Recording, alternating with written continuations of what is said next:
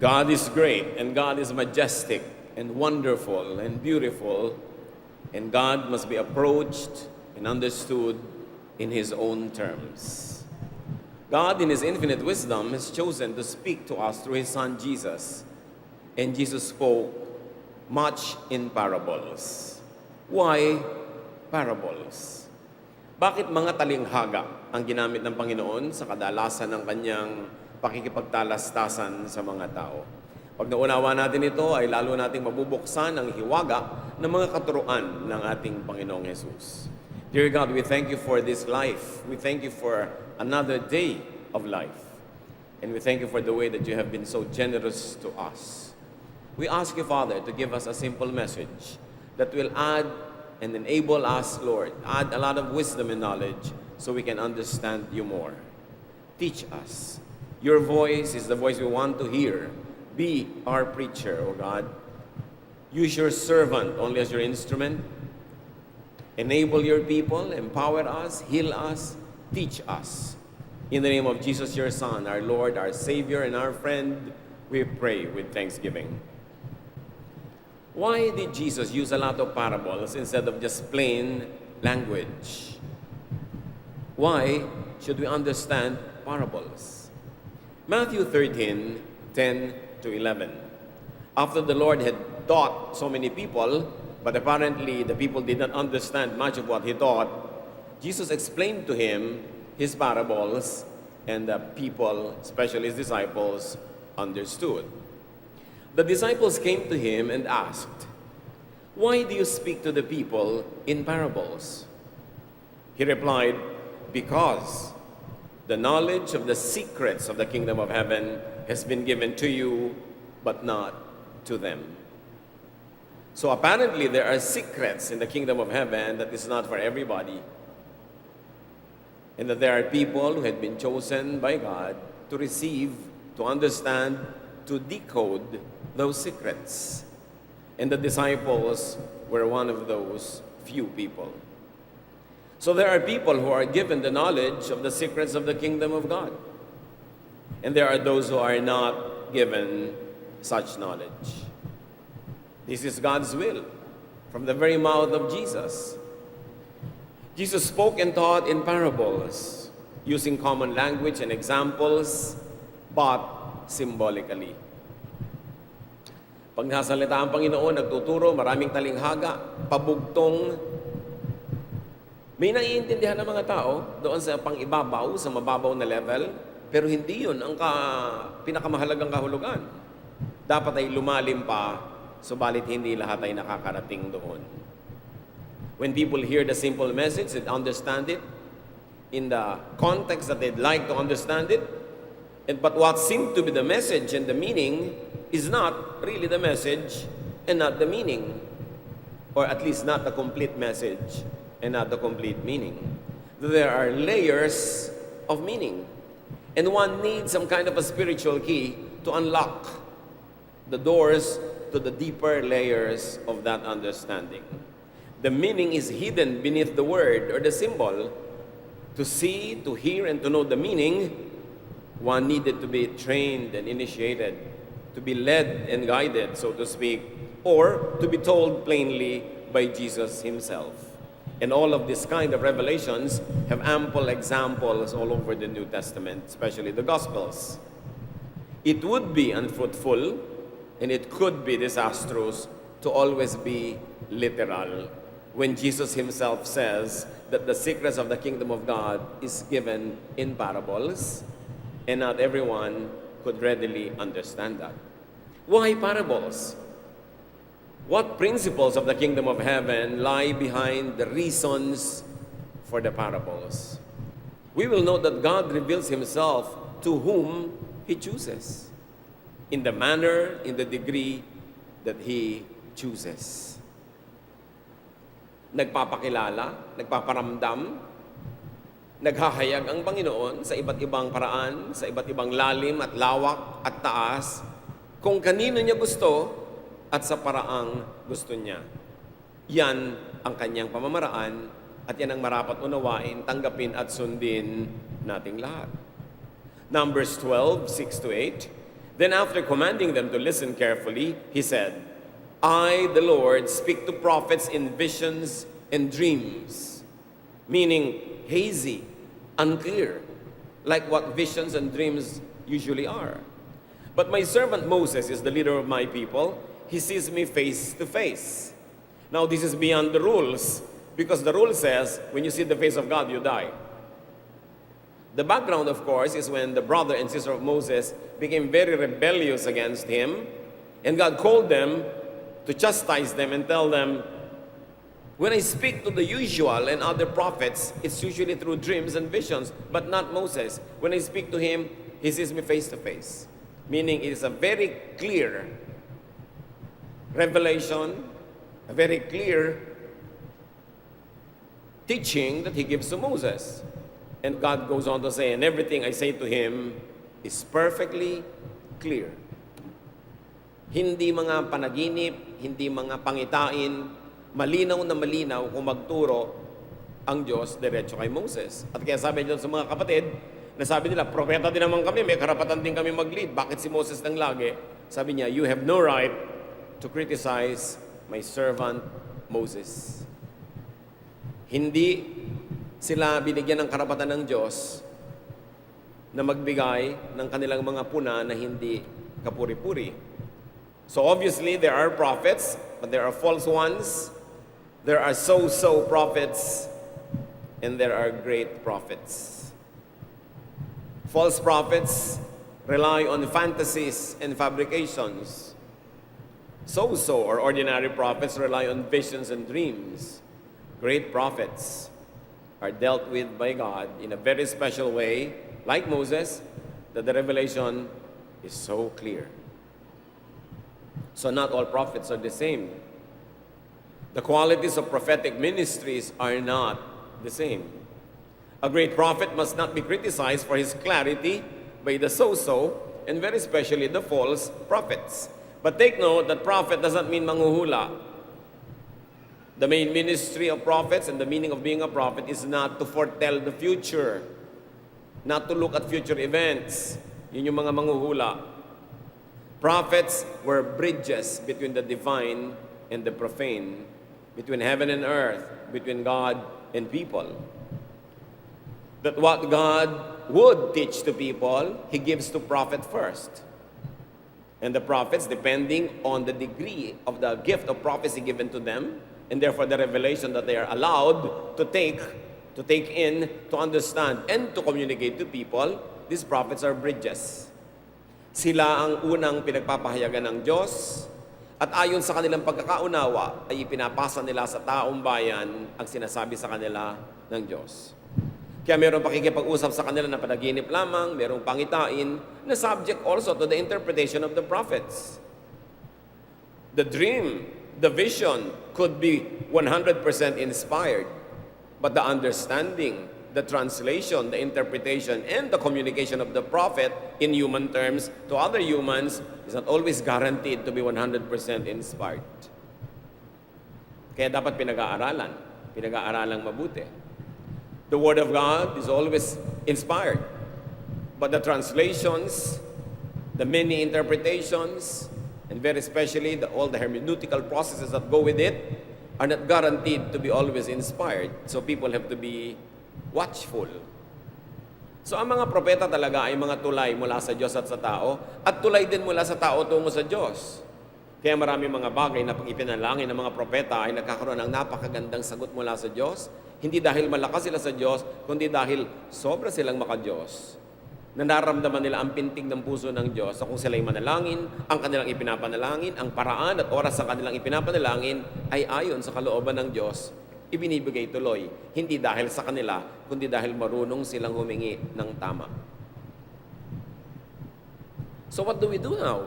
How do we get informed? How do we know the will of God?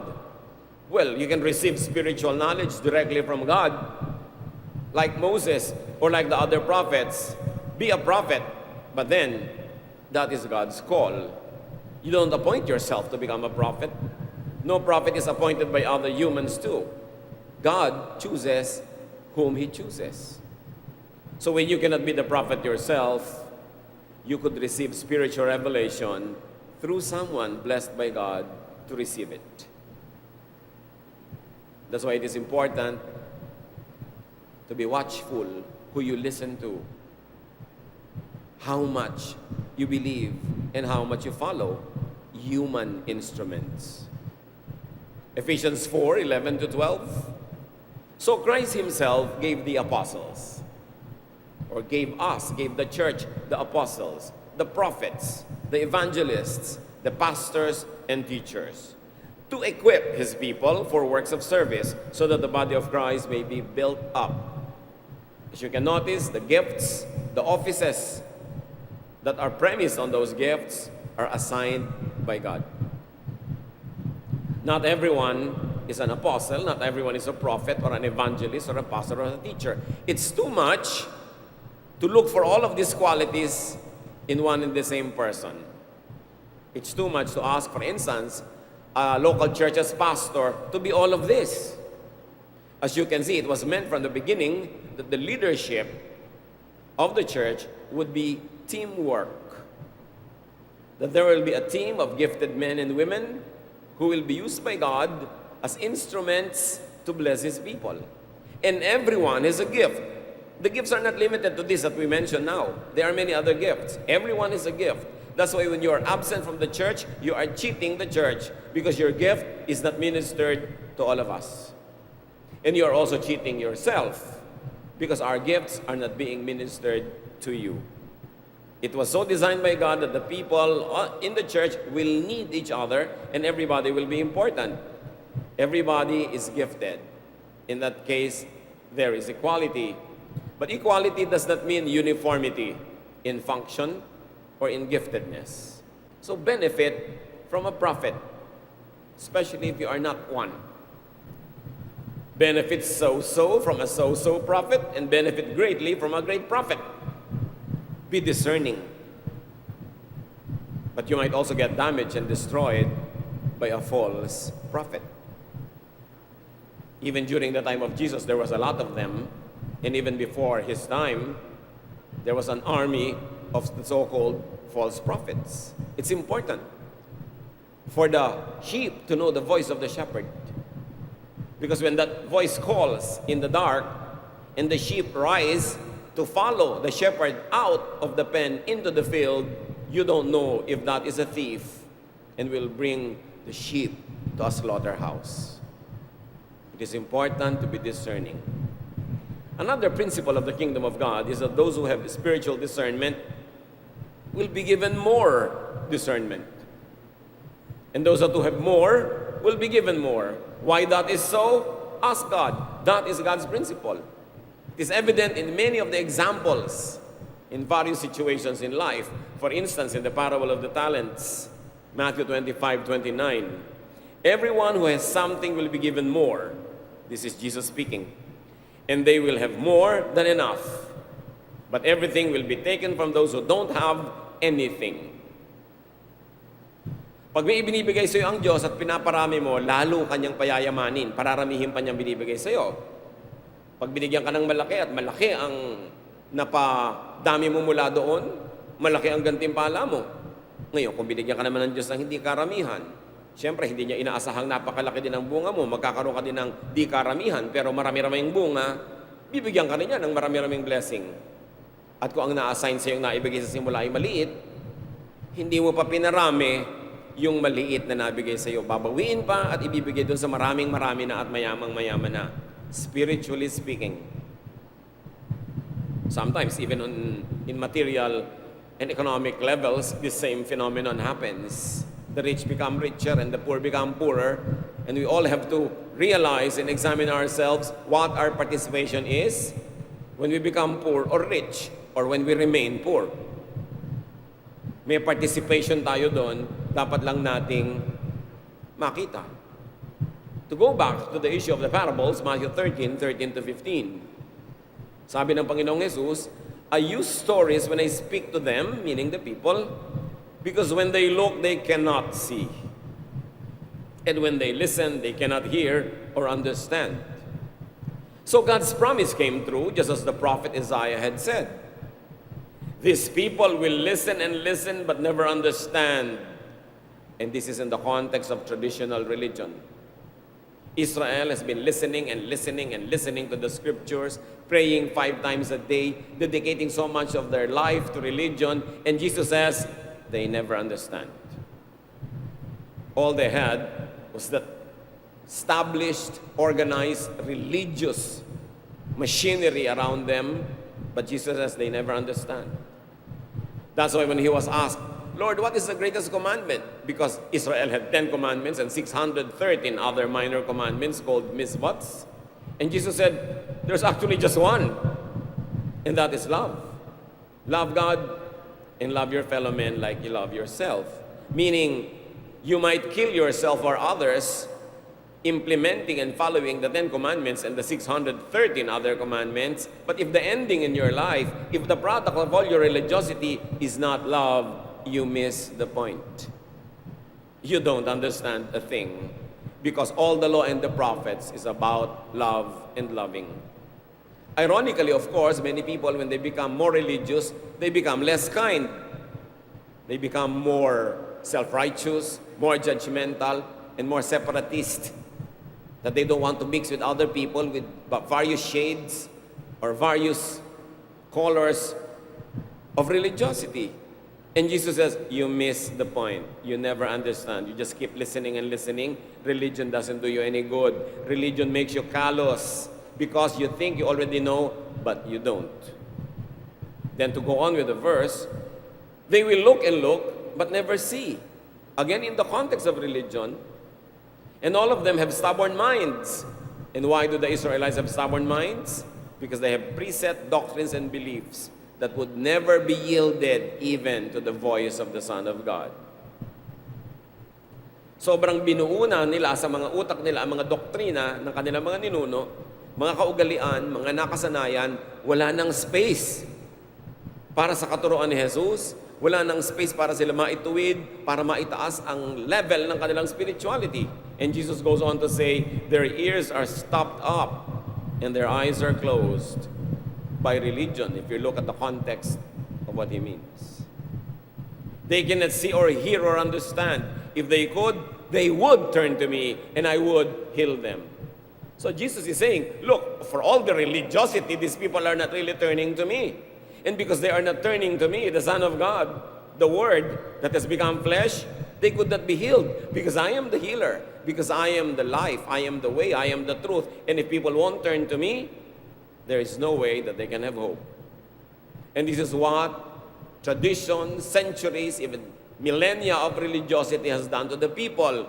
They have been hardened at the core of their hearts, that they wouldn't recognize the voice of the Son of God from among the many voices that they have already learned to institutionalize, to canonize, and they have turned these voices into idols already. They don't turn to God. They don't get healed. And God lets them be. Another concept, another principle of the kingdom of God is that those who refuse to see will be left alone in their blindness. Those who refuse to hear will be left alone in their deafness. Preset, quick, dry, stubborn religious belief could be the worst spiritual blinder. People don't find it because they don't seek. They don't seek because they think they already have it. Diba ang pinakamahirap ding share ng gospel?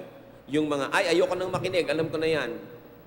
I was born in this religion and I will die in this religion. Sarado ako, dekandado. Ipagmamalaki pa yan ng mga tao. Ayaw makinig. Kasi iniisip nila, alam na nila. Ganun ang mga tao nung panahon ni Jesus. Nung dumating na ang anak ng Diyos, ayaw nilang pakinggan kasi yung utak nila, punong-puno na ng mga katuruan na kung kani-kanino galing, wala nang lugar para sa katuruan ni Jesus. And God does not get down from His throne in heaven to stop people from doing what they do. God teaches in so many ways, through prophets, through our experience, through a direct dealing with us, through the scriptures, through history. And when you do not listen to all those, even to the Holy Spirit, God will not physically intervene to stop you from doing what you do or to push you to do what you should be doing. Ang nagbubulag-bulagan ay hinahayaang maging bulag, manatiling bulag, lumala sa kabulagan. Ang nagbibingi-bingihan ay hinahayaang manatili at maging bingi at lumala sa kabingihan.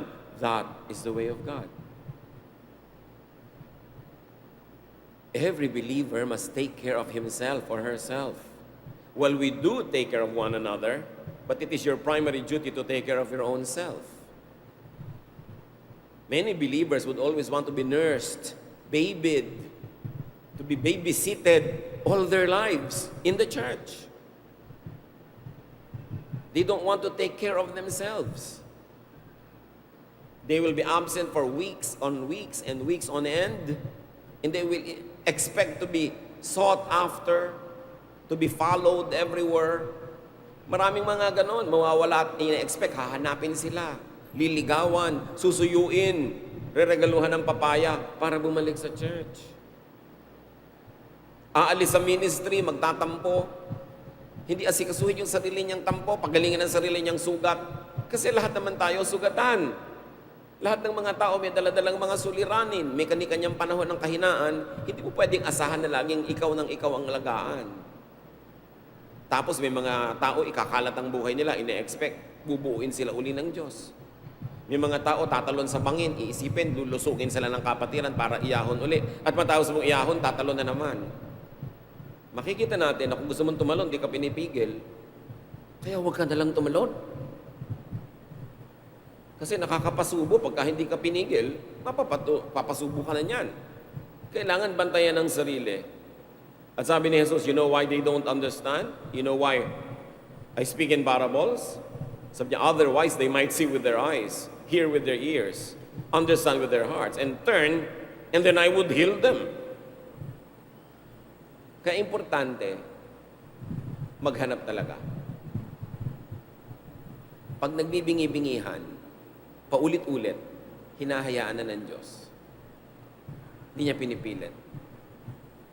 Kung hindi mo maintindihan ang isang katuroan, magsaliksi ka, maghanap ka, huwag mong expectin lumaglag mula sa langit yung paliwanag. Hanapin mo. Kung may pagdududa ka, patibayin mo ang pananalig mo sa pamamagitan ng pananalangin, pag-aaral, pagsasaliksik. Hindi yung lalo mong papalalakihin ang iyong duda, lalayo ang loob mo sa Diyos. Ang totoo, sinong malulugi? Kailangan inaalagaan ang sarili. At mahalaga, namimili ng papakinggan. Kahit sa ating ordinaryong buhay, pag may problema ka sa asawa, halimbawa, nakausap mo si Kumare Juan, kung ang payo niya, naku, iwan mo na yung asawa mo na yan. Malamang yun ang gawin mo. Pero pag nakausap mo si Kumare to, hindi. Unawain mo siya kasi alam mo naman, medyo nabagok ng bata yan eh. Alam ko, kaya medyo kulang ang isip niyan. Mauunawaan mo ngayon, may iba ang attitude mo. Depende kasi kung sino pinagkakausap mo. Kung sino pinakikinggan mo, nakaka-apekto yun sa utak mo. Kaya mahalaga to benefit from the ministry of obviously anointed, blessed prophets, servants of God, teachers, preachers, counselors, who have a good track record of godly ministry. Pinipili ang pinapakinggan. Suriin.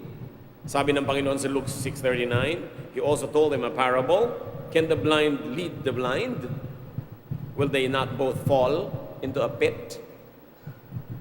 Another teaching from the Lord that has a very, very physical and very superficial meaning. Literally, a blind cannot lead another blind person. But that's not all. That's not the lesson. The lesson is spiritual. That a spiritually blind person will only misguide another person who is seeking guidance. Yun ang sinasabi nating maraming layers ang meaning ng turo ni Jesus. Kumbaga sa kakanin, sapin, layers, layers, layers. Huwag kang titigil sa isa lang. Kasi hindi mo kayang ubusin ang lalim, taas, lawak ng salita ni Jesus. Habang meron kang inilalaan na lugar sa iyong isip, may mailalagay pa si Jesus doon.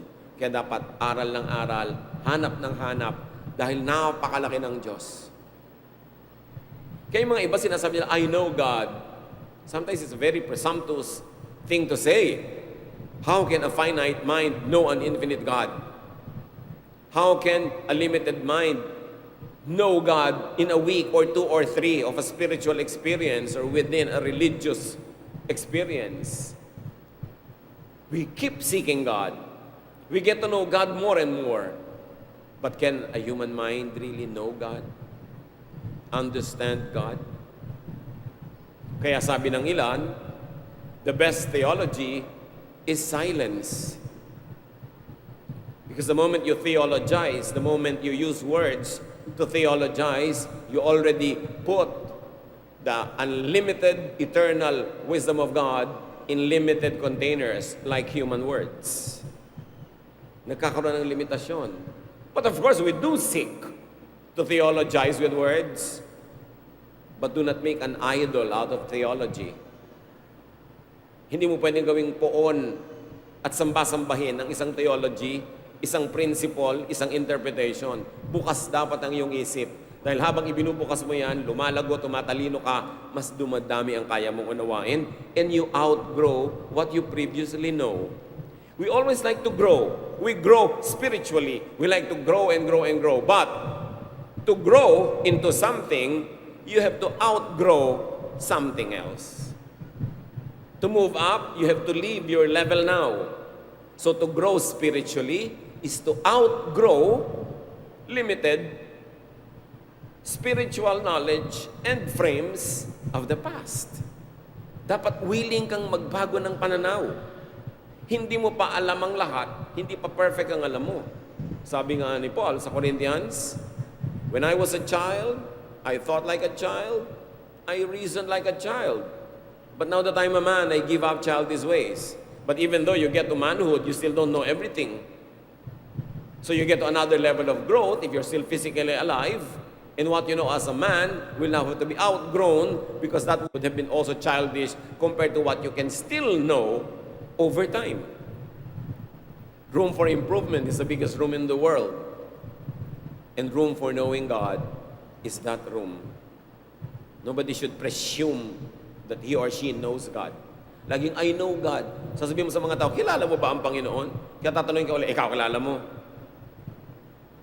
Yes, nagsisimula tayong kumilala sa Diyos, kinikilala natin siya, pero para sa mong kilala mo, parang you have arrived, dapat ituwid yung ganung pananaw.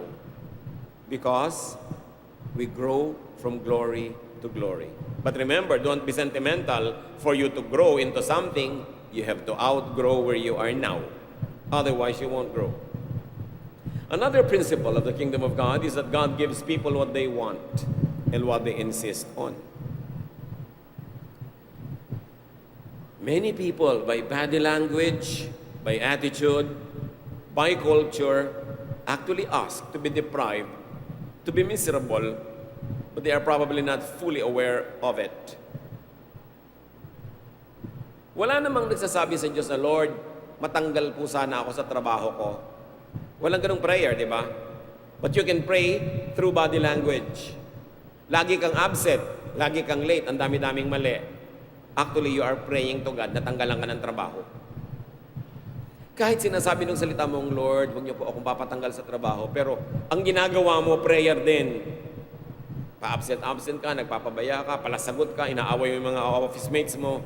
You are really praying to heaven na tanggalan ka ng trabaho. And when you ask, God answers. Surely, matatanggal ka pag ganun ang prayer mo. Everything is prayer. Your body language is prayer, not only your words. How we position ourselves. If we're going to be far from the streams of living water or by the streams of blessings, that is a prayer. Positioning yourself is a prayer. That's why many people pray without words. And many people pray with words but actually are not praying because their words are acted by their action. Suriin natin para iisa, buo. Yung iniisip mo, sinasabi mo, ipapanalangin mo, pare-pareho, consistent. Yung iba gustong umasenso pero tamad. Diyos ko, hanguin niyo po kami sa hirap. Pero wala namang ginagawa. Nakatihaya lagi. Nakatiwangwang. Tatamad-tamad. So yung ginagawa ng body language mo, sinasabi mo sa Diyos, Diyos ko, huwag po ako alisin sa aking kahirapan. Habang sinasabi ng salita mo, alisin niyo po ako dito. Lito ka. One half wisdom has the other half of folly. one half faith equals to another half of unbelief. Dapat isa, dapat buo. Sinasabi sa Bible, don't expect that you can get anything from God unless there is unity in your spirit. Hindi ka dapat hati. So beware of stubbornness. Huwag tigasan ang ulo. Di ba sabi ni Lord, basa ng basa yung mga yan, wala namang iniintindi. Nadidinig, wala namang iniintindi. Gano'ng karaming beses na natin nababasa sa scripture, forgive your enemies. Sino naman ang sumunod doon? Yun ang tinutukoy niya, ha? Lagi mo nadidinig, love your neighbor. Pero marami kaaway ang neighbor, hindi nagla-love ng neighbor. Yun ang sinasabi ni Lord. Pakinig kayo ng pakinig, simba kayo ng simba, basa kayo ng basa, dinig kayo ng dinig. Di nyo naman sinusunod. Tinitigasan nyo ang ulo nyo. Ang trato nyo sa mga verses sa Bible, parang menu sa restaurant. Ito gusto ko, ito ayaw ko, ito kalahati lang, ito marami nito, ito may take home pa. Pinipili. Tinitigasan ang ulo sa ayaw. Proverbs 29:1. Whoever remains stiff-necked after many rebukes will suddenly be destroyed without remedy. Akala natin, lusot na tayo dahil nakatatlo, 4 na beses na tayo nagtitigas-tigasan, wala naman nangyayaring masama. Don't ever think na walang mangyayari. Sabi, pag sobra mong tinitigasan ng ulo mo, biglang-bigla na lang malalaman mo, binali na pala yung leg mo, nadurog ka na, at di ka na makakabangon muli. Huwag intayin na dumating ang ganon. Kung alam nating mali, tigilan. Yung alam nating dapat gawin na tama, gawin. Huwag magtigas-tigasan ng ulo, huwag magmaang-maangan. Kasi ang nagbubulag-bulagan, hinahayaan ni Lord na manatiling bulag. Ang nagbibingi-bingihan, hinahayaan niyang tuluyang maging bingi. At maglik natin sa istorya ng parable ni Jesus, Matthew 13:16-17. But God has blessed you, because your eyes can see, and your ears can hear. Many prophets and good people were eager to see what you see and to hear what you hear. But I tell you that they did not see or hear. Again, this is a commentary on what the people of the old order knew about God and what they did in the religiosity. The Lord was saying, the prophets before you wanted to see what you see now. Wanted to hear what you hear now, but they never heard nor see it. They never saw it.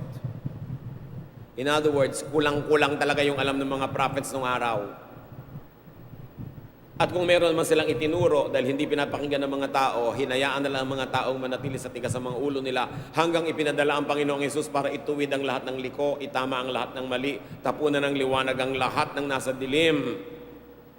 Dahil dapat ituwid. Kaya nga sa napakadami nilang mga commandments, ang nagiging ending, nagiging self-righteous sila, judgmental, divisive. Sinabi ni Lord, isa lang talaga yung command and focus on that, love. Imagine, libu-libong taon nilang pinagkakahirapan na sundin, daan-daang taon na talagang ini-implement nila. Tapos sasabihin ni Lord, ang totoo, ang love lang talaga ang pinakamahalaga. Yun ang atupagin ninyo at yun ang unahin nyo. Pinakinggan ba nila? No.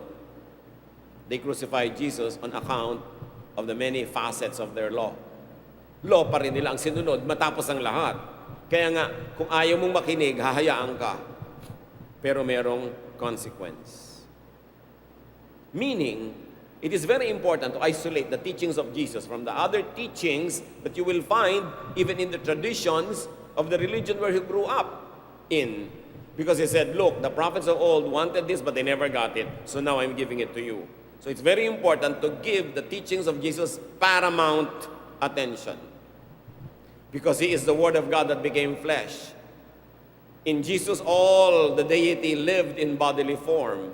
Everything that the Father in heaven wanted to reveal was revealed in Jesus and through Jesus. Therefore, we must pay attention to what he teaches. And not be like the people around him in his time, insisting on tradition, insisting on institutionalized ways that Jesus was already trying to correct. We should put Christ back to the center of Christianity. Because even evangelical Christianity had been filled with idols, not made of silver or gold or wood, but idols of the mind, theologies all kinds of teachings that had replaced and sometimes even contradict the very spirit of the teachings of Jesus. People should go back to the heart of Jesus, to go back to the heart of Jesus-centered Christianity. Because even after Jesus, 2,000 years of church history had again placed a long line of idols on the altar of Christianity. And these are not the physical idols that many evangelicals demonize, but these are idols of the mind, idols of congregationalism, idols of division, idols of various shades of interpretation. And people go to war, kill or die for this, contradicting the spirit of Jesus. All said, the previous prophets did not receive what the disciples were receiving. So take note of the incompleteness and the haziness of the old order, the old revelation. And Jesus says, blessed are those who see and hear spiritual truth. Doubly blessed are those who believe without even seeing. And that is our generation and the generations before us. Yung mga disciples noon, napakapalad nga nila dahil nakita nila si Jesus, nakita nila yung mga himala, nahipo yung sugat, nakasama nilang kumakain. Pero sabi ni Lord sa John 20:29, Jesus said to Thomas, Thomas, do you have faith because you have seen me? The people who have faith in me without seeing me are the ones who are truly blessed. And if you believe in Jesus without seeing Him, like the apostles did see Him, you are truly blessed. Mas mahirap yung ating pananalig kasi walang nakitang batayan. Do not just read or hear it. Really see and understand what God says. Develop your own scholarship. Do not depend on teachers and preachers alone. You've got to read the Bible on your own. Meditate on it day and night. Pray for the Lord to reveal to you its meaning that is unique to your experience. Not just what people say God says. Not just what you think God says or should say. You must allow God to speak. Kailangan natin dinig natin ang tinig ng Diyos, hindi lang yung sabi ng iba tungkol sa Diyos. Hindi lang yung gusto nating marinig o yung sa palagay at inaasahan natin ay dapat marinig.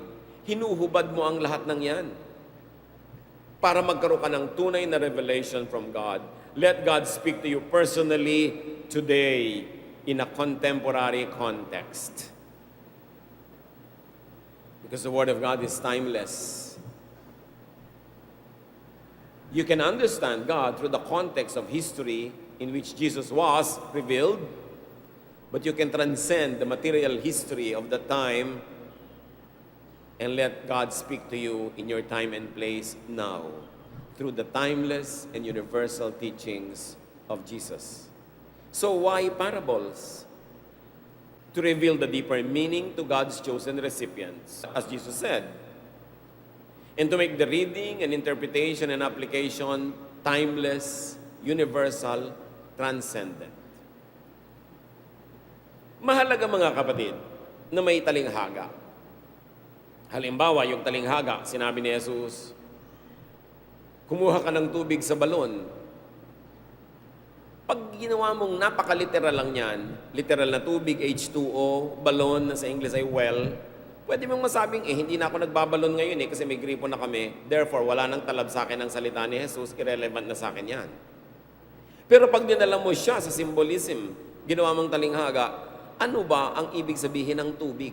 Hindi lang H2O. It could mean life. It could mean buoyancy. It could mean cleansing. It could mean refreshment. Tapos ano ba ang balon? Therefore, it is the source not only of water but of refreshment, of life, of rest.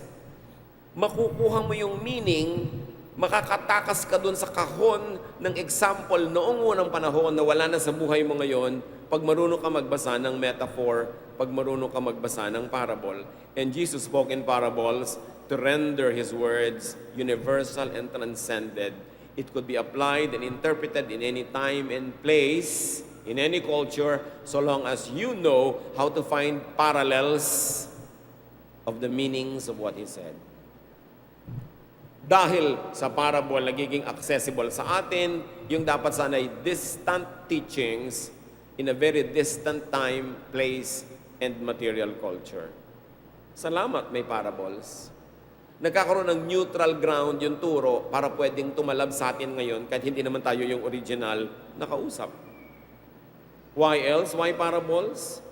To consign the spiritually blind to their blindness and the deaf to their deafness. Kung tayo lang masusunod, hindi siguro tayo ganun. Pero ganun ang gusto ng Diyos, let it be.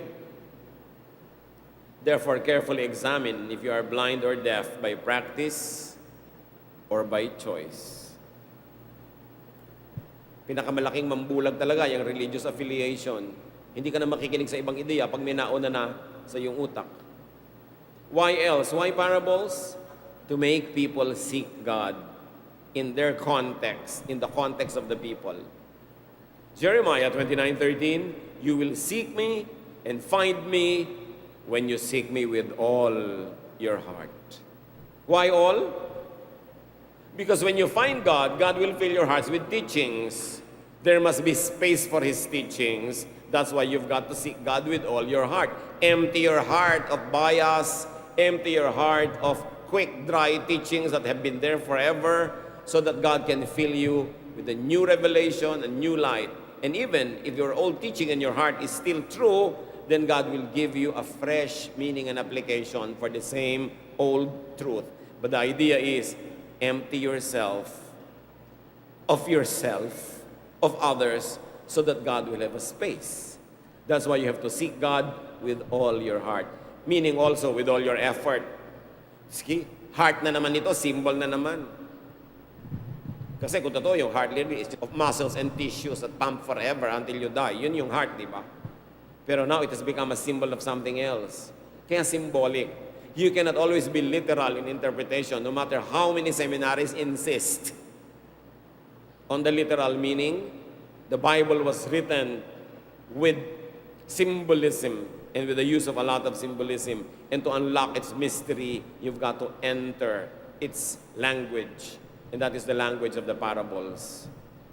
So empty yourself to be filled.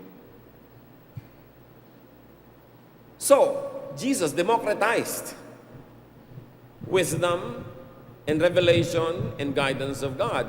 This is no longer confined to just a few, because He said in Matthew 7:7-8, ask, and it will be given to you. Seek, and you will find. Knock, and the door will be open to you. For everyone, not only a select few, everyone who asks receives. The one who seeks finds, and the one who knocks, the door will be opened. So, if the door is not being opened, if you are not receiving, if you're not being answered, the obvious reason is you are not asking or knocking or seeking enough. Because Jesus said, pag humingi ka, bibigyan ka. Hindi ng kotse ha, hindi ng papa. Pag humingi ka ng wisdom, pag humingi ka ng karunungan mula sa Diyos, na maunawaan siya. Pag humingi ka ng tools to understand the mystery of God, sabi niya, ibibigay sa'yo. But you've got to seek God with all your heart. Prophecy and spiritual knowledge is democratized by Jesus. Ask God to open your hearts and ears, to heal our spiritual blindness and deafness, and to make us see and hear. So we can unlock the meaning of Jesus' words. We can see beyond the surface, and very importantly, to see beyond religion incorporated. That is what has happened in the last 2,000 years. Various religions claiming franchise to Jesus, claiming franchise to heaven, that there are so many franchise holders now, that there is so much religious competition. See beyond that, get beyond religion incorporated, so that you can get to the heart of Jesus. Listen to prophets who are anointed, be blessed with the ministry of other people who are given by the Lord many giftings to uplift and edify all of us. Get beyond the parables into the heart of Jesus. Brothers and sisters, don't just have religion. Don't just attend a religious service. Seek to find Jesus. Seek to find not just religion, but salvation, freedom, joy, peace, and goodness. And you will know if you have found God, and if God has found you, you will be loving. Your heart will overflow with love. You will be ready to love, and you will ready to be loved by others. You will take away all those dividing walls so you could love more and you can forgive more. And that is the greatest test if you are in the right religion. Not by the name of the church you attend, not by the length of service, not by the type of music you play, but are you loving or not? Because Jesus is love. God is love. And all the law and the prophets are about love. And Jesus said there's only one command that's important, that is to love. Jesus gave parables so we can understand many of his teachings, and understanding those will make us loving. Love is the greatest unassailable fruit of true spirituality. Dear God, we ask you to continue to help us to know you in a way that will change us into loving persons, persons that know how to forgive, people who are also ready to accept and receive love from others. Teach us so that our knowledge will not only be in the mind, it will not only be congregational, it will not be branded, but our knowledge of you will bear fruits, fruits of righteousness, especially fruits of love. Ponder these words. Spend some time with the Lord in silent meditation and ask the Lord what all this mean to you in your personal context, in your life, now.